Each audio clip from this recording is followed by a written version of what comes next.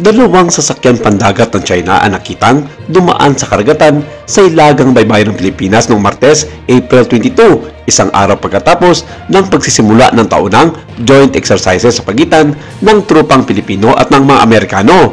Sinabi ni Philippine Navy spokesperson Captain John Percy Alcos na ang Chinese aircraft carrier na Shandong CB-17 ay nakita lamang sa 2.23 nautical miles sa timog kanluran ng Babuyan Islands. Samantala, isang Type 815A electronic surveillance ship ang nakita sa layong 33 nautical miles silagang kanluran ng Balupiri Island na sakop ng Babuyan Group of Island. Nakita ang aircraft carrier bandang alas 9 ng umaga habang ang surveillance ship ay nakita pasado alas 12 tanghali sa parehong araw ding iyon. Ang naiulat na nakita ng Navy sa dalawang sasakyang pandagat na ito ng Chinese Navy ay dumating isang araw pagkatapos ng pagbubukas ng balikatan joint exercises sa pagitan ng Pilipinas at ang Estados Unidos.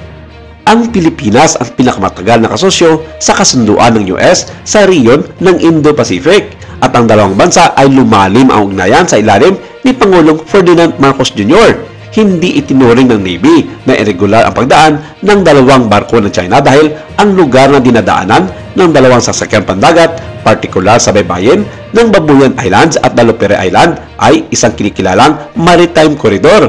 Saad ni Rear Admiral Roy Benson Trinidad na siya ring spokesperson ng Philippine Navy sa West Philippine Sea, the Philippine Navy challenged the presence of Shandong in the area as it typically does when it sees foreign warship passing through the Philippine territorial waters. But this time, we didn't get any reply and they continue to pass by en route to northwestmost of Taiwan.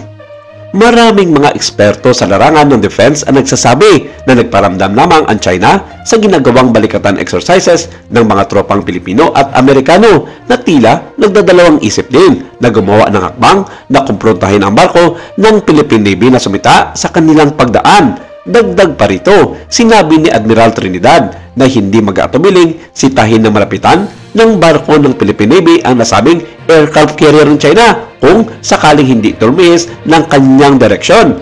Kinumpirma rin na sa datang lakas ng Pilipinas na ang Chinese aircraft carrier ay nakitang lumilipat patungo sa mga outer boundaries ng exclusive economic zone ng Pilipinas noong Miyerkules ng gabi, partikular sa 180 nautical miles silangan ng Apari sa Cagayan.